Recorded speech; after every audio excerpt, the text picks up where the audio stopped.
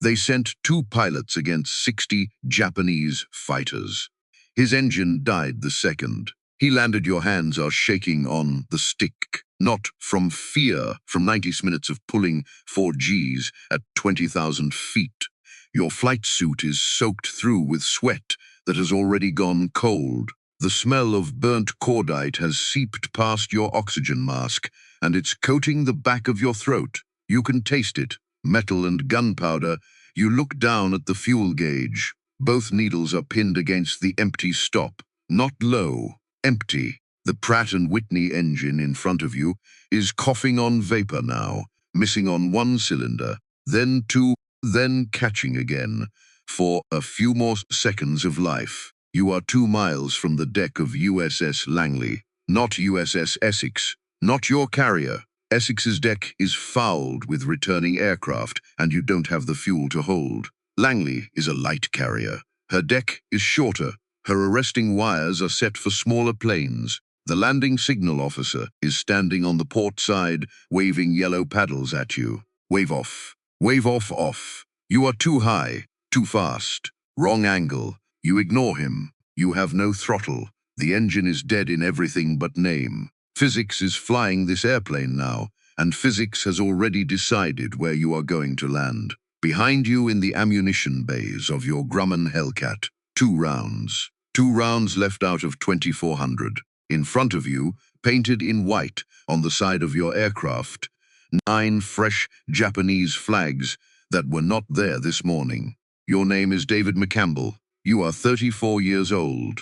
You are the commander of Air Group 15 aboard USS Essex. And in the last 90 minutes, you have done something that no United States Navy pilot has ever done before, or has ever done since in the 82 years that have followed. But right now, gliding dead stick toward a carrier deck that is rushing up to meet you at 90 knots. None of that matters. Right now, the only question is whether the tailhook is going to catch a wire, or whether you are going to die on the deck of the wrong ship. The Pacific War in October of 1944 was not the war America had started fighting 3 years earlier. It had grown into something else, something bigger and colder and more industrial. The days of scattered dogfights over Guadalcanal and desperate stands at Midway were gone. What had replaced them was a machine built out of Essex-class carriers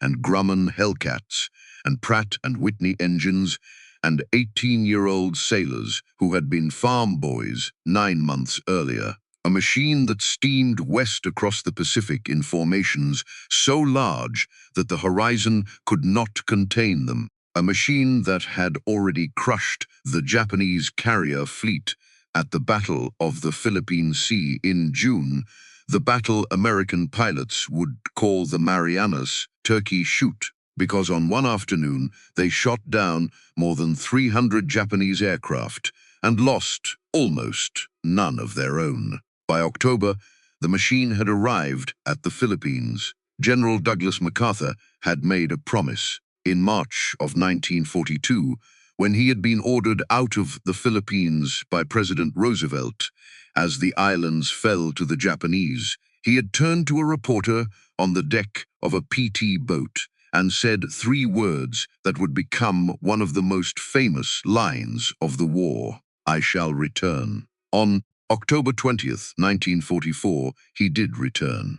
American troops of the 6th Army waded ashore on the beaches of Leyte, in the central Philippines, under the guns of an invasion fleet so vast that it stretched from horizon to horizon. 700 ships, battleships, cruisers, destroyers, landing craft, and covering all of it, standing between the invasion beaches and everything the Empire of Japan could still throw at them, was Task Force 38, the fast carrier force of the United States Navy. 17 fleet carriers and light carriers, more than 1,000 aircraft. Vice Admiral Mark Mitscher in overall command, a small, weathered man with a face like carved wood and a reputation for pushing his pilots harder than any other flag officer in the fleet. The Japanese response was Operation Shogo, Victory Operation. It was the last card the Imperial Japanese Navy had to play, and every senior officer in Tokyo knew it.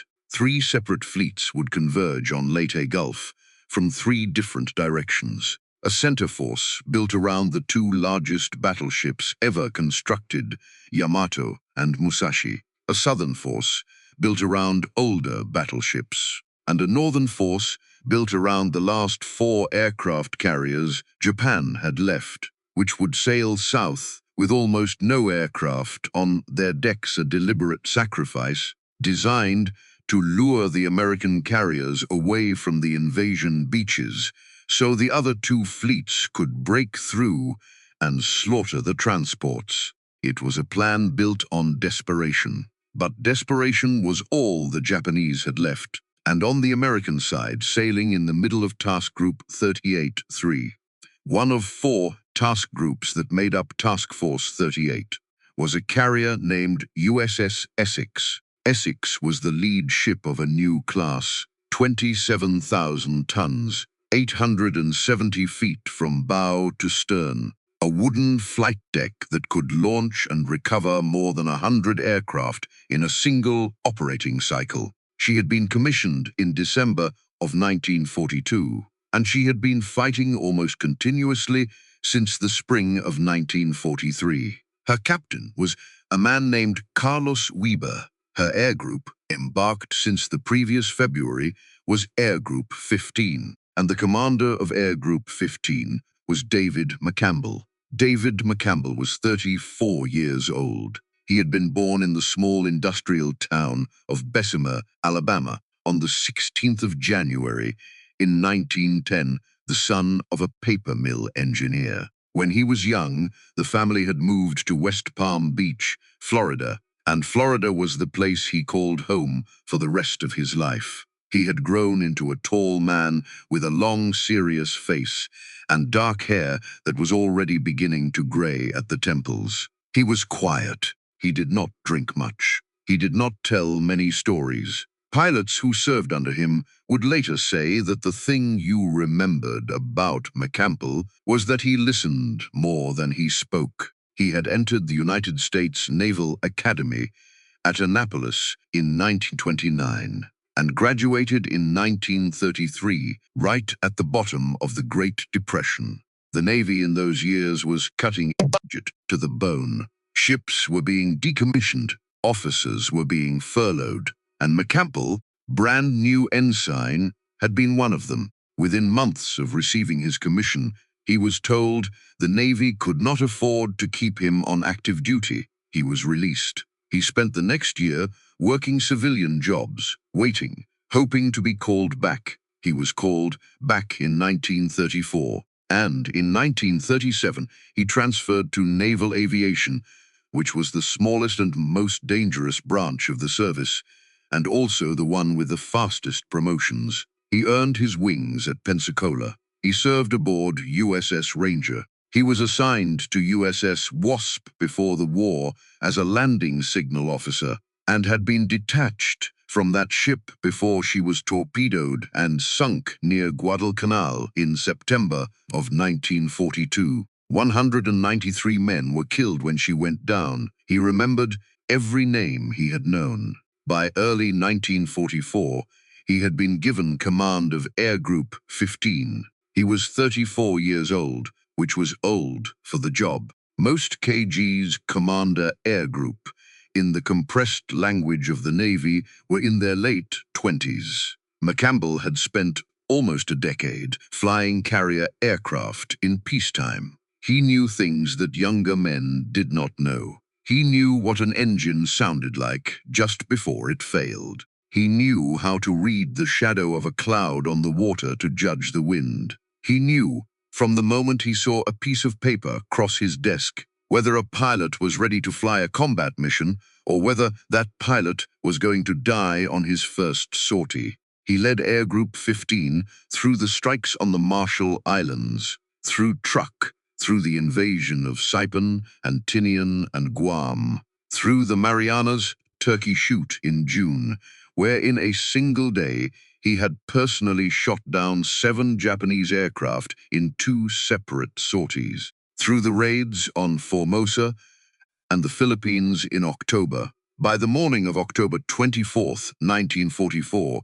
David McCampbell had 21 confirmed aerial victories. He was by any measure one of the finest fighter pilots the United States Navy had ever produced. And he was also, by the calendar and by regulation, a man who was not supposed to be flying combat missions anymore. The standard combat tour for a fleet aviator in the fall of 1944 was 6 months. After that, a pilot was rotated home. He would spend a few months as an instructor at a training base in Florida or Texas, teaching the men who would replace him. Then he might be given a new assignment, a new squadron, another tour if the war went on long enough. But 6 months at the tip of the spear was the maximum any human being was expected to sustain. McCampbell's 6 months had ended in late September. The orders had been cut.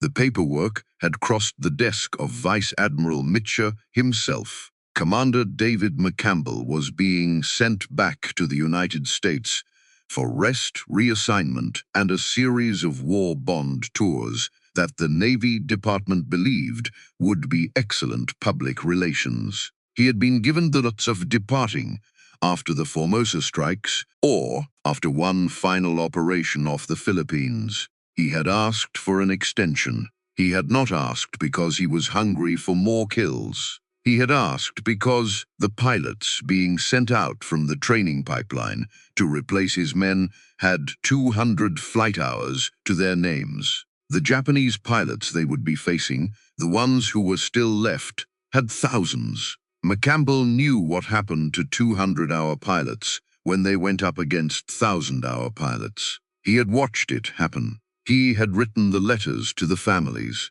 He asked to stay through the invasion of the Philippines. Mitchell approved it, which was why, at 4:30 in the morning, on the 24th of October, 1944, Commander David McCampbell was in his stateroom aboard USS Essex, drinking coffee, listening to the low, steady rumble of the ship's engines through the deck plates, and reading the previous day's intelligence summaries by the light of a single desk lamp. The summaries were not good.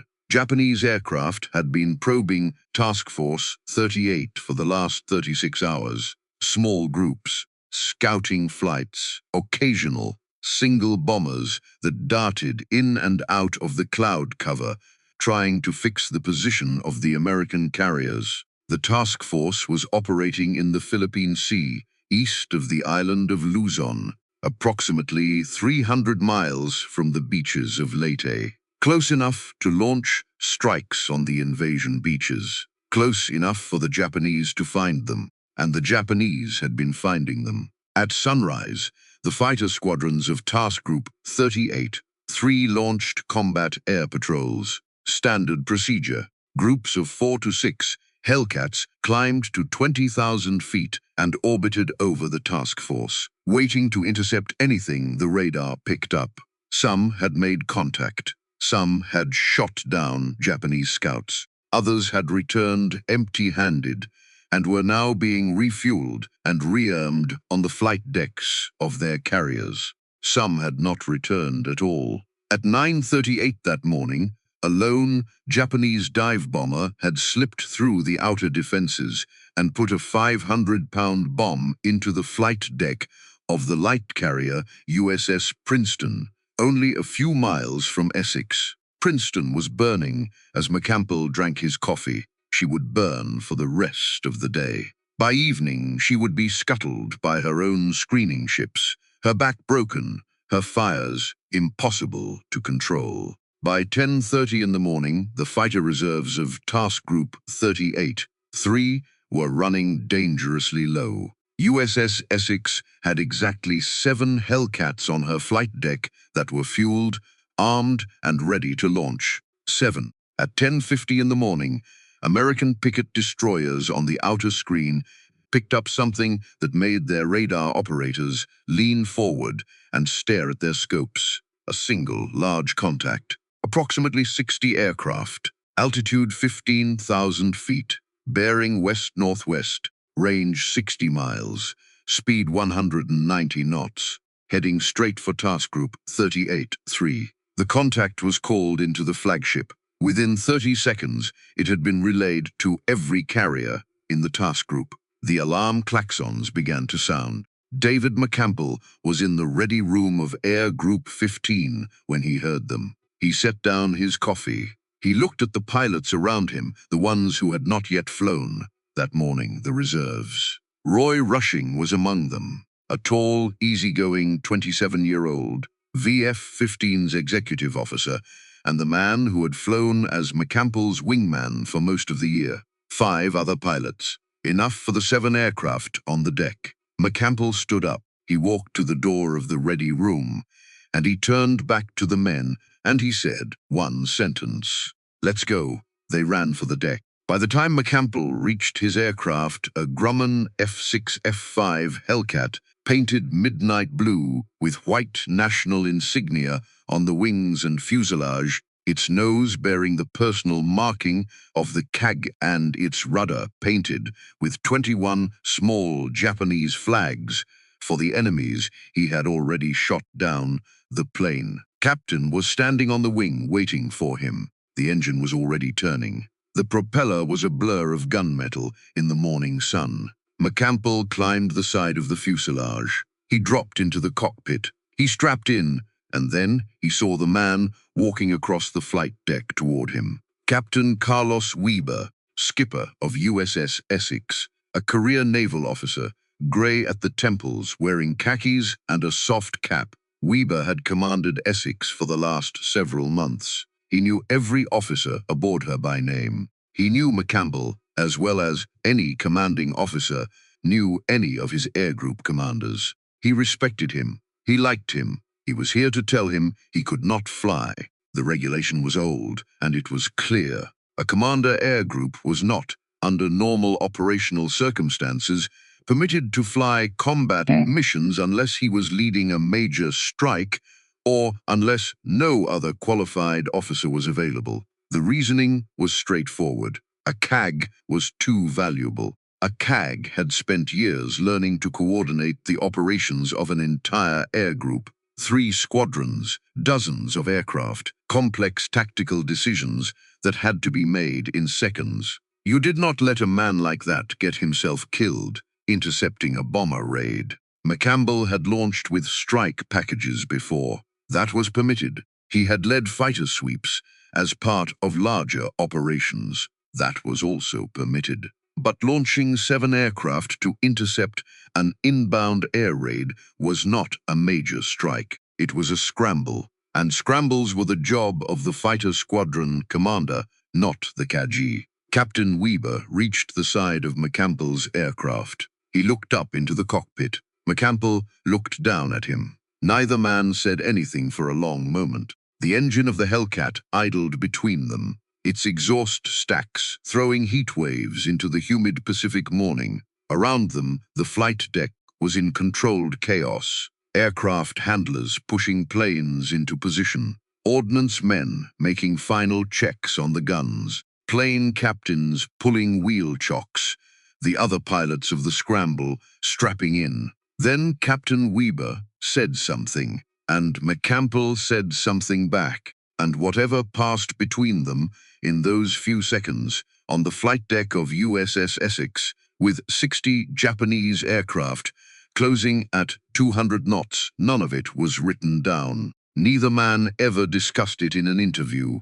Neither man ever put it in a memoir. Whatever was said, it stayed between the two of them. But at the end of it, Captain Weber took one step back from the aircraft. He nodded once. He turned. He walked back across the flight deck toward the island of USS Essex, and he did not look back. David McCampbell closed his canopy. He looked to his right, at the aircraft next to his. Lieutenant Roy Rushing was already strapped in, already looking at him, waiting. McCampbell gave him a single thumbs up. Rushing returned it.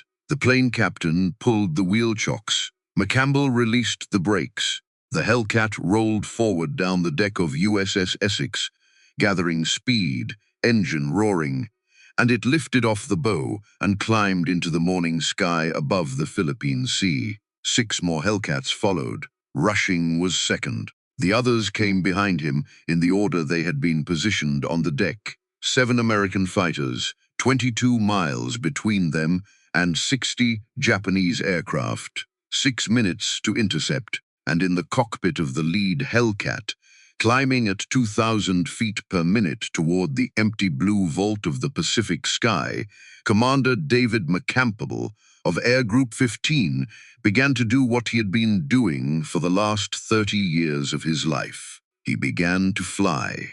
He climbed. The Hellcat lifted through 5,000 feet, then 8,000, then 12. The Pratt & Whitney R2800 in front of him was pulling 2,000 horsepower, and it was pulling smoothly. No roughness in the note, no vibration in the airframe. McCampbell settled into his seat. He adjusted his oxygen mask. He checked his gun sight, the Mark 8 reflector sight, its glowing amber reticle projected onto a small piece of glass in front of his eyes, calibrated for a 200-mile-per-hour target at 300 yards. He checked his ammunition indicator, 650 caliber Browning machine guns, 400 rounds per gun, 2,400 rounds total. He glanced to his right and behind. Roy Rushing was there, 500 yards back, slightly higher, in the classic fighter formation the American Navy had adopted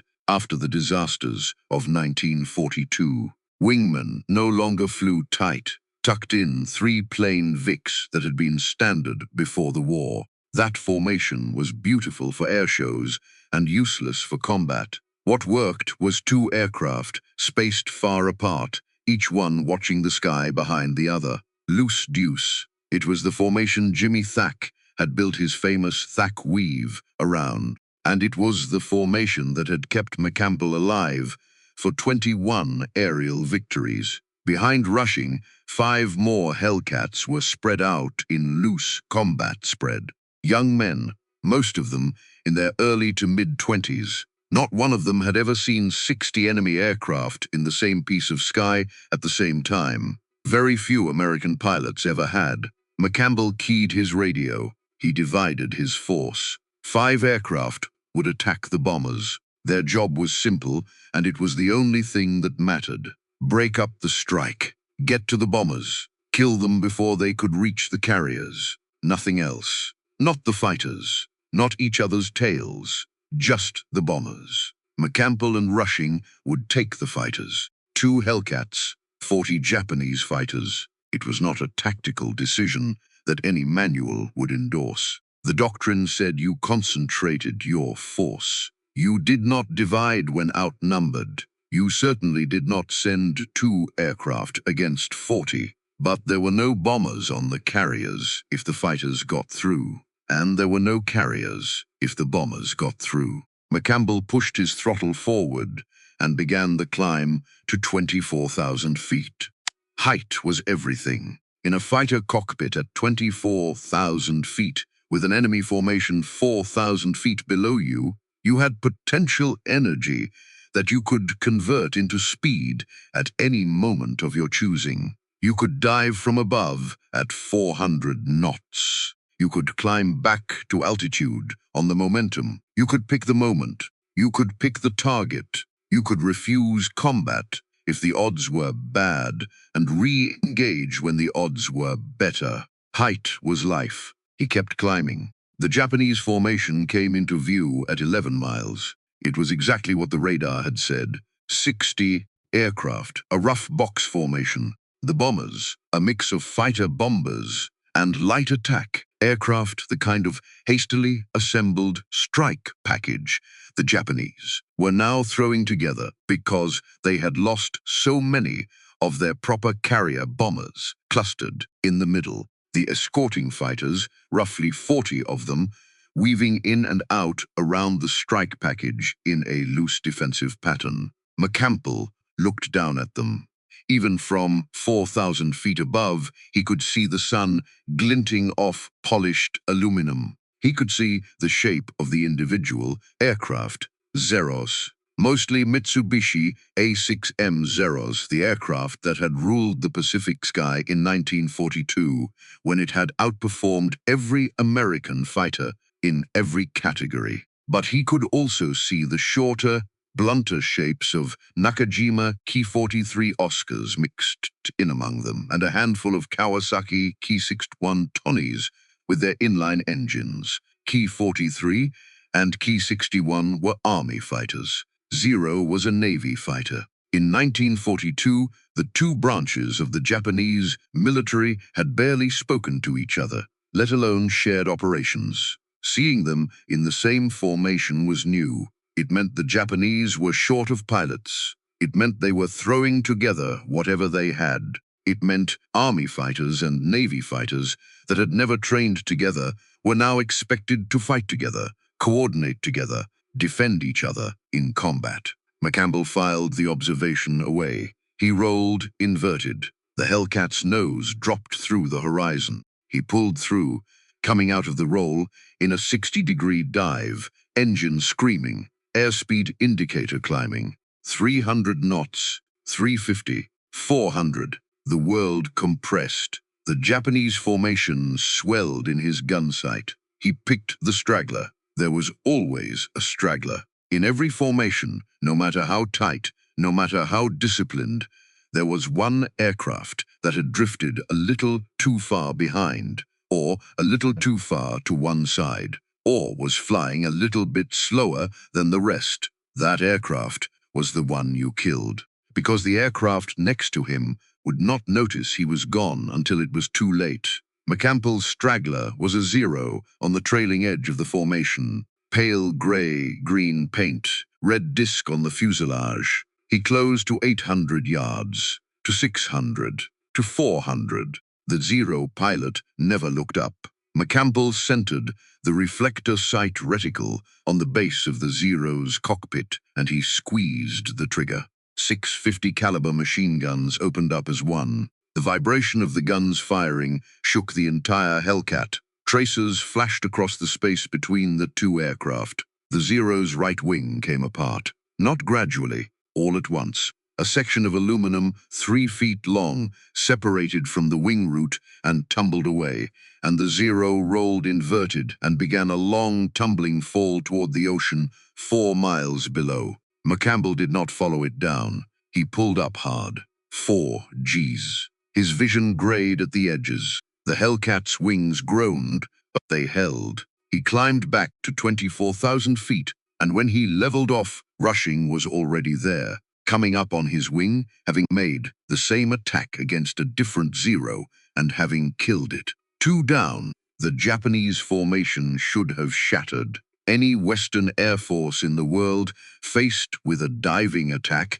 by unseen enemies from above, would have broken formation and scattered. They did not scatter. The Japanese formation contracted. McCampbell watched it happen. The scattered defensive pattern of the escorting fighters tightened into a circle. The bombers pulled into a tighter cluster in the middle. The fighters began to fly a slow, disciplined orbit around the bombers. Each Japanese aircraft flying in the same direction, each one covering the tail of the aircraft in front of it.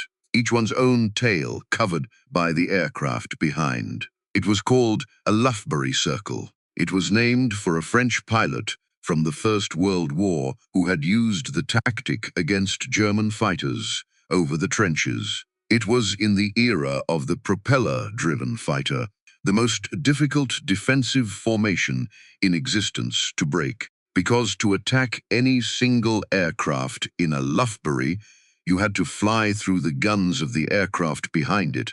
McCampbell had seen it a few times. He had never seen it flown well by Japanese pilots, but whoever was leading this formation, and he never learned that man's name was doing it correctly.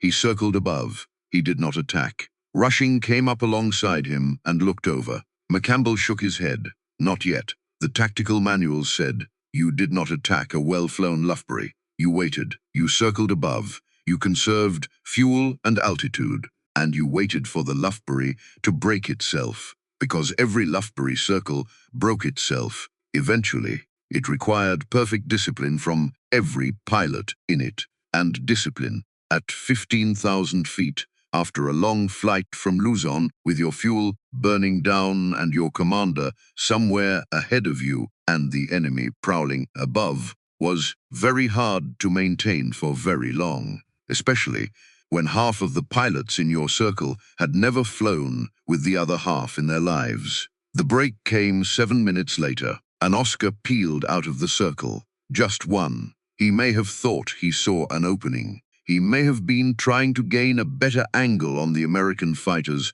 circling above. He may simply have lost his nerve. Whatever the reason, one Key 43 Oscar left the safety of the Lufbery and climbed to attack the Hellcats. He was alone the moment he did it. McCampbell rolled inverted a second time. He came down on the Oscar at 420 knots. The Oscar pilot saw him coming and tried to turn away, but a Ki-43 climbing at low speed had no chance against a Hellcat diving at high speed. McCampbell fired a short burst, 50 rounds. The Oscar's cockpit disintegrated. The circle was broken. Once the discipline of the Lufbery was gone, it could not be reassembled. Aircraft that had been holding their positions began to look for individual targets. Some climbed to engage the Hellcats. Others dove for the deck. Some tried to reform on their leaders. The bombers, without the tight fighter escort around them, began to scatter in different directions. Below McCampbell and to the southwest, the other 5 Hellcats had reached the strike package. He could see them working through the bombers, quick diving attacks, short bursts, then breaking away. One of the Japanese bombers was already going down in flames. McCampbell dove into the broken formation. His third kill came at 11:11 in the morning. A Zero, climbing to meet him head-on, making the classic Japanese mistake of trying to convert a merge into a turning fight. McCampbell did not turn with him. He went vertical. The Zero followed, and a Zero could not follow a Hellcat vertically, not at 20,000 feet, not against 2,000 horsepower of Pratt & Whitney with a paddle blade propeller. The Zero stalled at the top of the climb. McCampbell rolled out on top of him and fired a burst from 200 yards. The Zero flipped inverted and fell away, pilot dead in the cockpit. His fourth kill came 90 seconds later. Another Oscar. It broke apart under his guns like something made of paper. Rushing was working the same air. He had killed a Zero in his first dive on the Lufbery. He killed another one as the formation broke, and he stayed on McCampbell's wing through every attack, matching his leader's turns, watching his leader's tail, firing his own guns in short, controlled bursts. The 2 Hellcats worked as one aircraft with 12 guns between them. Below them, the Japanese pilots were reacting the way undertrained pilots always react when they lose formation cohesion. They flew individually. They panicked. They made choices that gave American fighters advantage. Some of them dove for the ocean and ran west toward Luzon. Others tried to climb and were shot down for the effort. A few of the better pilots managed to turn and fight, and those fights were the dangerous ones. But most of the men in the Japanese formation that morning were not the men who had fought at Coral Sea. They were not even the men who had fought at Midway. The men who had fought at Coral Sea and Midway were dead. What was left by October of 1944 was a generation of Japanese naval and army aviators whose training programs had been slashed from more than 500 flight hours before the war to less than 200 by mid-1944. 200 hours was not enough to fly a Zero in combat against a man with 2,000 hours who had already killed 21 people. McCampbell's 5th kill came at 11:20, his 6th at 11:28. He was working his guns in short bursts of 1 to 2 seconds. The technique had been taught to him by Jimmy Thack years earlier. Long bursts wasted ammunition and overheated the gun barrels. Short bursts, well aimed, killed aircraft. McCampbell had never forgotten it. Every burst he fired that morning was under 2 seconds. Most were under 1. Somewhere in the back of his mind, in the part of his brain that was still counting even while he was killing, he was aware that his kill total was climbing into rare territory. 5 was ace. Everyone knew that. 6 or 7 in a single mission was extraordinary. 8 would tie a Navy record. He did not know exactly whose record. 9 would break every record the United States Navy had. He was not thinking about the record. He was thinking about the fuel. He was thinking about the ammunition. He was thinking about the fact that his engine had been running at combat power for more than half an hour, and the cylinder head temperature gauge was creeping toward the red zone. Rushing was still on his wing, firing when opportunities appeared, watching his leader's tail. He would end the fight with 6 confirmed victories of his own, matching the finest single-mission performance any American wingman would achieve in the entire Pacific War. The 7th kill for McCampbell was a 0 that saw them coming and made the wrong decision. It tried to run instead of turning to fight. A running 0 was a dead 0 because it was slower in a straight line than a diving Hellcat. McCampbell overtook it in 20 seconds and killed it with a single burst. The 8th kill was harder. A 0 pilot who knew what he was doing. He waited until the last possible moment and then broke into McCampbell's attack, forcing a head-on merge. Classic Japanese tactic. In a turning fight after the merge, the lighter 0 would have every advantage. McCampbell did not turn. He rolled inverted and pulled through the negative G roll, coming out behind the 0 as it completed its own brake turn. The 0 pilot never saw him. Perfect deflection shot, 200 yards. McCampbell fired for less than a second, 20 rounds maybe. The 0's cockpit shattered. The aircraft rolled left and fell away, controls unresponsive. Pilot slumped forward against his straps. 8 kills. He climbed back to altitude and looked around. The sky was almost empty. What had been 60 Japanese aircraft 90 minutes ago was now a scattered mess of individual airplanes fleeing west toward Luzon. The other 5 Hellcats had done their job on the bombers. Later reports would confirm that not a single bomb from that strike reached any American ship in Task Group 38.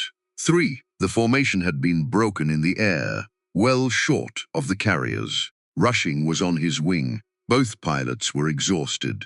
Both were running low on ammunition. Both had been at combat power for nearly 45 minutes, well past the design limits of the Pratt and Whitney engines beneath them. McCampbell spotted the 9th kill at approximately 12:15 in the afternoon. It was a single 0, heading west, alone, running for home at low altitude, maybe 8,000 feet, no longer looking behind him because he thought he was clear.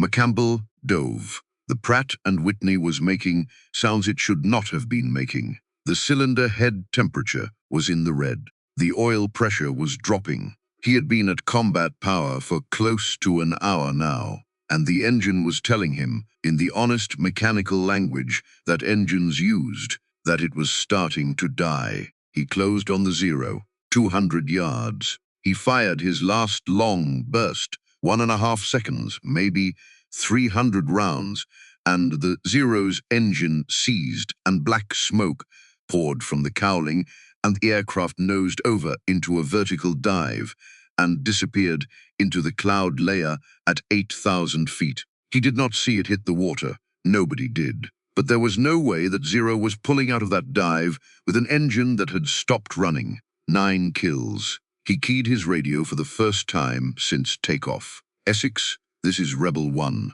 9 confirmed. The radio operator aboard Essex was silent for a moment. Then his voice came back. Say again, Rebel 1. McCampbell said it again, 9 confirmed. The radio operator did not answer.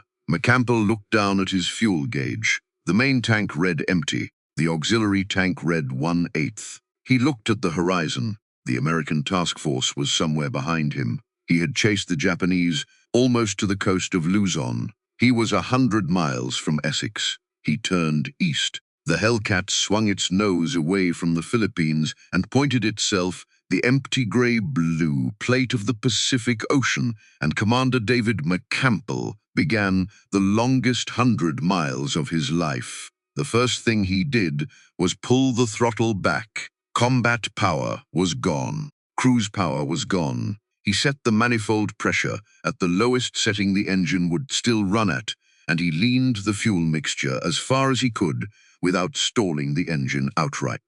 1800 RPM. The Pratt & Whitney note dropped into a low, uneven rumble. The Hellcat slowed to 140 knots and settled into a long, shallow glide, with the engine barely feeding itself. Height was life. He was at 18,000 feet. Every 1,000 feet of altitude was 2 miles of range if the engine quit outright. He did the math the way pilots do math, in his head, without moving his lips. 18,000 feet was 36 miles of gliding range. He needed 100 miles. He needed the engine to run for as long as it possibly could, and then he needed everything else to break in his favor. Rushing was 500 yards off his left wing. His wingman's Hellcat looked wrong. There was a thin white streamer trailing behind it, vaporized oil, escaping past a seal that had failed somewhere in the engine bay. Rushing had been in combat as long as McCampbell had. His engine had been at combat power just as long, and whatever was leaking, it was going to keep leaking, and it was going to keep getting worse. The two of them flew east in silence. There was nothing to say. The radios stayed off. Every watt of electrical power the engine did not have to generate was a fraction of a gallon of fuel it did not have to burn. The Philippine coast fell away behind them and then disappeared. Beneath them was open ocean, 2,000 fathoms of water. The temperature at those depths was cold enough to kill a man in half an hour, even if he survived the impact of the ditching. If the engine quit before they reached the American fleet, they were not going to be rescued easily. There were no ships close enough. The Pacific in October of 1944 was a very large ocean. Every few minutes, McCampbell adjusted the mixture control by a fraction of an inch. The engine coughed once and steadied, coughed again and steadied. He passed through 15,000 feet, then 12,000. He was trading altitude for distance now, deliberately descending, letting gravity do work that the fuel could no longer do. Somewhere in the haze on the eastern horizon, there began to appear a scattering of small gray shapes. Task Group 38. 3. He could see the box formation of the carriers. He could see the destroyer screen around them, cutting white wakes into the dark water. He could see aircraft in the pattern around Essex, tiny black specks orbiting at low altitude, waiting their turn to land. He could see the black smoke still rising from Princeton, further to the south, where damage control parties were fighting a losing battle to save the burning light carrier. He was 50 miles out. The engine coughed for a longer stretch this time. 3 seconds, then it caught, briefly, and then it coughed again. McCampbell knew what it was. He had known what it was for the last 10 minutes. The main tank was long dry. The auxiliary was down to fumes. What was still keeping the Pratt & Whitney turning was residual fuel in the injection lines, drop by drop, working its way through the system on nothing but hope and the vertical position of the aircraft. At 6,000 feet, 40 miles from Essex, the first 5-inch shell exploded off his right wing. Black puff of smoke, proximity fuse, detonation, American anti-aircraft fire. McCampbell's stomach dropped through the floor of the cockpit. He knew what had happened. The destroyer screen on the outer picket line had picked up two unidentified aircraft coming in from the west, from the direction of Luzon, and had opened fire without waiting for identification. The IFF transponder in his Hellcat, the small radio device that broadcast a coded signal identifying his aircraft as friendly, must have failed, or the radar operator had misread the signal, or someone had made a mistake in the fog of a day in which too many air combats were being tracked at once. Whatever the reason, an American 5-inch gun crew had just tried to kill him with his own Navy's ammunition. A second shell exploded closer. A third closer still. The destroyers were finding the range. McCampbell shoved his stick forward. The Hellcat dropped like a stone.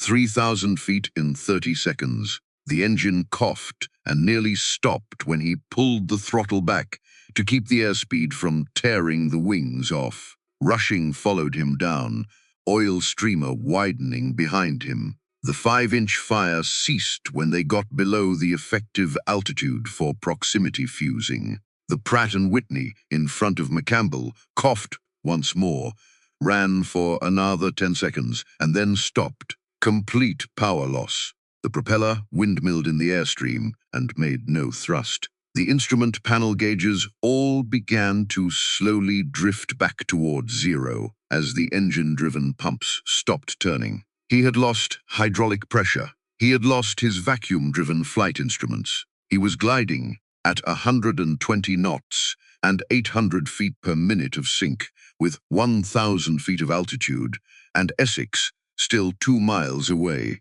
He did the math. He was going into the water. He looked to his right, past the dead propeller, and there was another carrier there. USS Langley, light carrier, CVL-27, smaller than Essex. But her flight deck was clear, and she was steaming into the wind, which meant she was set up for landings. Langley was closer than Essex. He turned toward Langley. The Hellcat obeyed him because a Hellcat with a dead engine and a windmilling propeller is still a very good glider, and David McCampbell knew exactly how to fly one. He set his airspeed at the best glide speed. He dropped his landing gear. The hydraulic system had lost the engine-driven pressure, but there was still residual pressure in the lines, enough to blow the gear down and lock it. He did not drop his flaps. Flaps would increase drag, would steepen his glide path, would put him short of the deck. He needed every foot of altitude and every knot of airspeed he still had. Langley grew larger in his windscreen. He could see the landing signal officer standing on the port side of the flight deck, yellow paddles in both hands. The LSO was waving them frantically. Wave off, wave off, wave off. The signals meant, you are too high, you are coming in at the wrong angle. Go around. Come back for another approach. McCampbell had no engine. He could not go around. There was no second approach. He ignored the LSO. He crossed the fantail of USS Langley at 50 feet of altitude. The LSO dove into the safety net on the side of the flight deck as the Hellcat's landing gear cleared the round down by inches.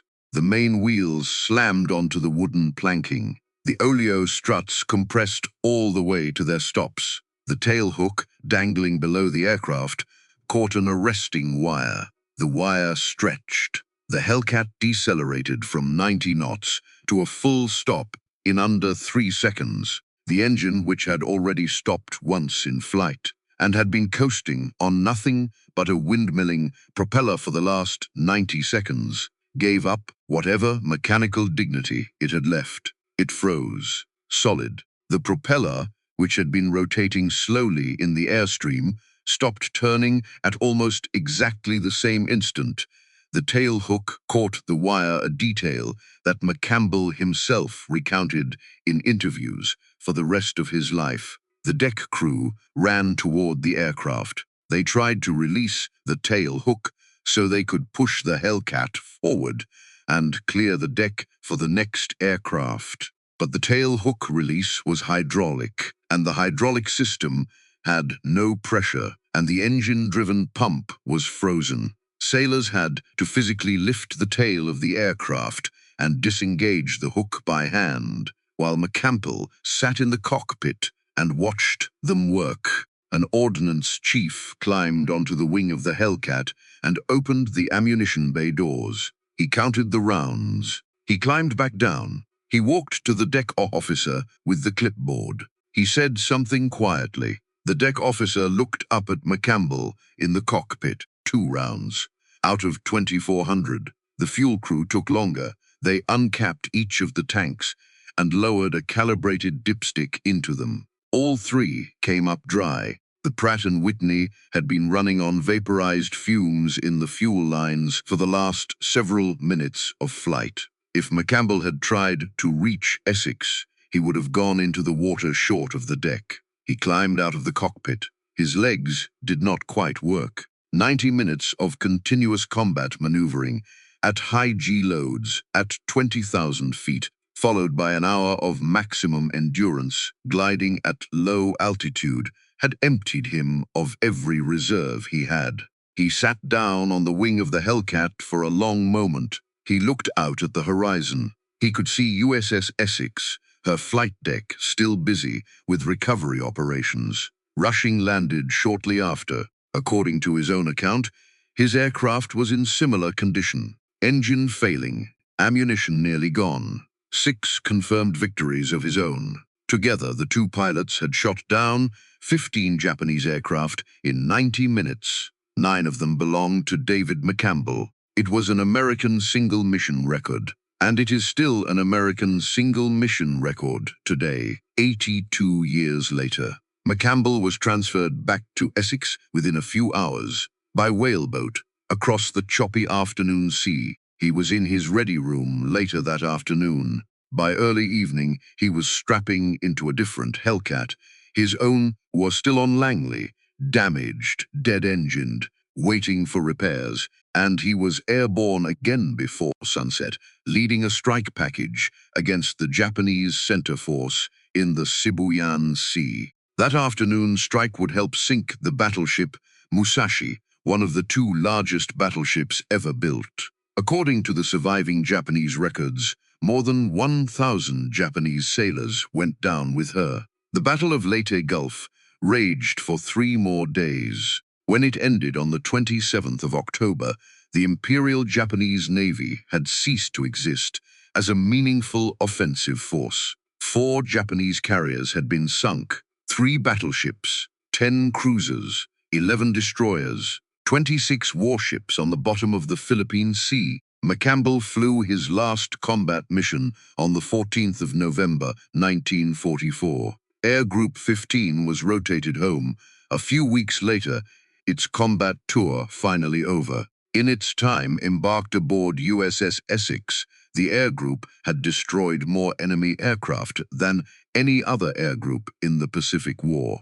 David McCampbell finished the war with 34 confirmed aerial victories. He was the top-scoring fighter ace in the United States Navy. He would remain the top-scoring Navy ace for the rest of the 20th century and into the 21st, and he holds that distinction today. On the 10th of January 1945, in a ceremony at the White House, President Franklin Delano Roosevelt hung the Medal of Honor around David McCampbell's neck. The citation described his actions on that morning of October 24th in the sky above the Philippine Sea. It described how a single flight of 2 American fighters had broken up a Japanese airstrike of 60 aircraft, and how it had been done with skill and courage against overwhelming odds. Roy Rushing received the Navy Cross, the nation's 2nd highest award for valor, for flying at his commander's wing through the entire fight, and for the 6 confirmed kills he had scored of his own.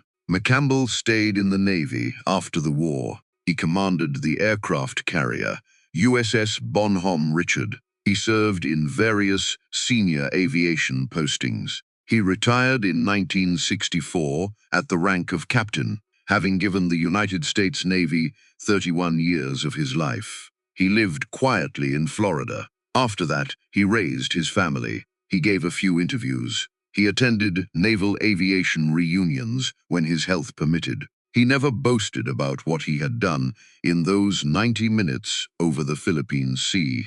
When people asked him about it, he tended to say that his wingman deserved as much credit as he did. He died on the 30th of June, 1996, in Riviera Beach, Florida. He was 86 years old. He is buried at Arlington National Cemetery. In 2002, the United States Navy commissioned a guided missile destroyer named USS McCampbell, Arleigh Burke class, hull number DDG-85. She is on active service in the Pacific Fleet today, forward deployed to Japan, which is a fact that David McCampbell would probably have appreciated, though he would not have said so. The Grumman F-6F-5 Hellcat that he flew that morning still exists. Bureau number 70143. She is called Mincy 3. She is preserved at the National Naval Aviation Museum in Pensacola, Florida,